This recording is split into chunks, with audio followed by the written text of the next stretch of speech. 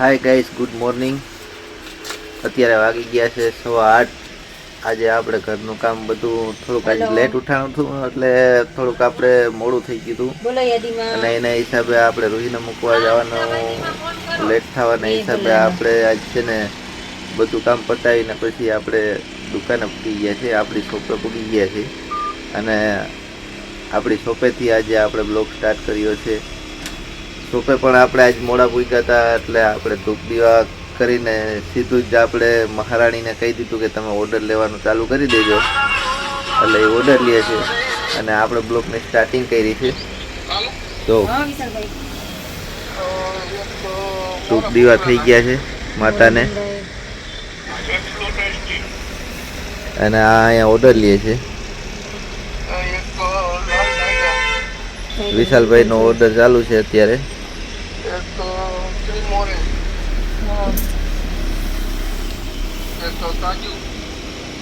અને હજી તો કમૂરતા ચાલુ છે, પણ કમૂરતામાં કંકોત્રી આવવાની ચાલુ થઈ ગઈ છે.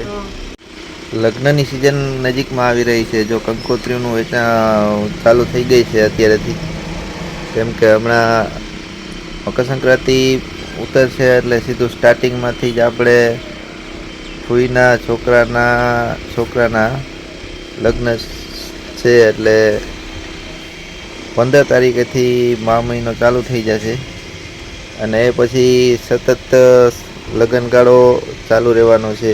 આ વખતે હવે કેટલાક લગ્ન નીકળે, બાકી નકર કંકોત્રીના પણ થપ્પા લાગી જાય છે.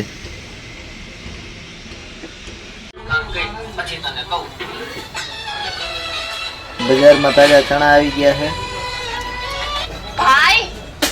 મારી ઘરવાળી જો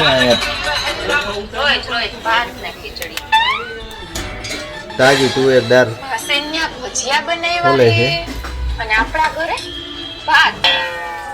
એટલે આજે હું તાજી તુવેર દાળ બનાવવાની છે. હું બનાવવાનું છે તુવેર ઠોઠા. હા, તો નામ મેં પેલી ફેરા સાંભળ્યું. અમારે બાજુમાં જો નવું પ્લાનિંગ હાલે છે.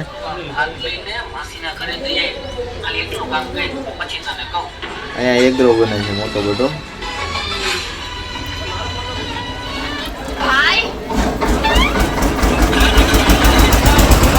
મિલર ચાલુ થઈ ગયું. આજે શ્રી ગણેશ ગયા છે મિલરમાં. આ ભાઈ આપણા સબસ્ક્રાઈબર છે, વાળા ટોપી વાળા હે ને, એ આપણા સબસ્ક્રાઈબર છે, વિજયભાઈ.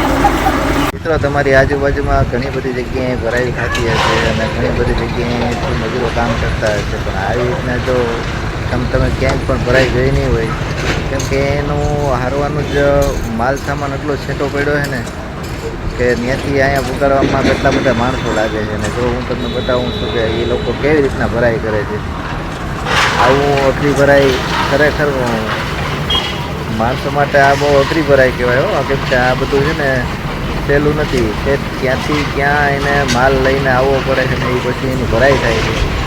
મિક્સરમાં તગારું પૂગે ને તો આપણા મોટામાંથી ખોદા નીકળી જાય.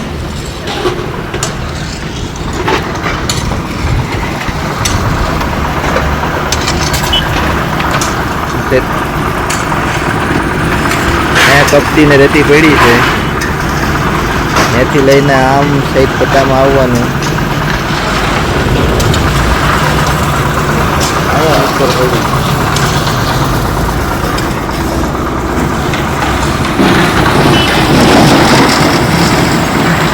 જે મોટા પ્લાનો બનતા હોય ને એના માટે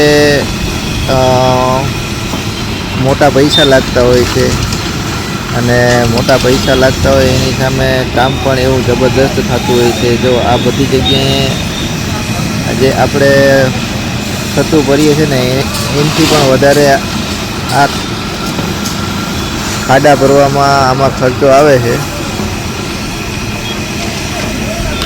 અત્યારે જો અહીંયાથી લઈને ત્યાં સુધી બધા ખાડા ભરાઈ ગયા છે. હવે થોડુંક જ કામ બાકી છે, જ્યાં છેલ્લો પટ્ટો એક બાકી રહ્યો છે, પણ મોડું થઈ જશે, ટાઈમ લેટ થશે. ઓલા ભાઈ વાંથી જોઈએ છે કે ભાઈ આ બ્લોક બનાવતા લાગે. ભરતભાઈ છે.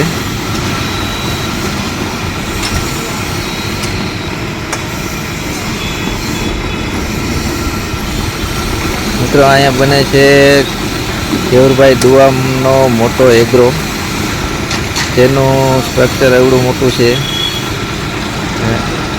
આ તળિયેથી લઈને 4 માળની બિલ્ડિંગ બનવાની છે અને બહુ જબરદસ્ત પ્લાન છે.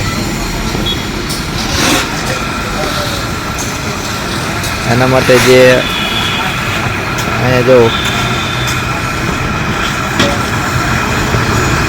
આ લોકો સળિયાઓમાં પણ કલર કરે છે, જેથી કરીને પાણીનો ભેજ સળિયામાં ના લાગે અને વર્ષો સુધી આ સળિયા ટકી રહે. એટલે બહુ જબરદસ્ત કામ છે. કામમાં ખર્ચો પણ અવડો મોટો આવવાનો છે અને આનું પ્લાનિંગ એકથી મને ધ્રુવભાઈ બતાવતા હતા. બહુ જબરદસ્ત પ્લાનિંગ છે. આ અમારા રાજુભાઈ છે. ક્યારેક અમે રાજુભાઈ ભેગા કામ કરતા હતા. અમે પણ આ જ જગ્યામાં હતા.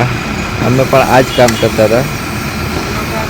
તો ફરક એટલો પડ્યો છે કે અત્યારે હવે અમારાથી આ કામ થઈ શકે એમ નથી, કેમ કે આ બહુ હાર્ડ કામ છે ભાઈ, અને બધા લોકોનું કામ નથી કે આ કામ કરી શકે.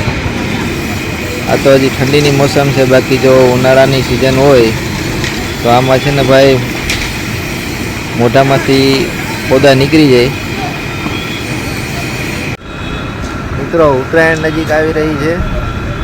હવે ઉત્તરાયણના થોડા જ દિવસો બાકી છે, ત્યારે અત્યારે ઉત્તરાયણના જે પતંગના રસિક પ્રેમીઓ છે એ હાલમાં અત્યારેથી જ ચાલુ થઈ ગયા છે પતંગ ઉડાડવામાં. અત્યારે આકાશમાં કોક જગ્યાએ પતંગ જોવા મળે છે.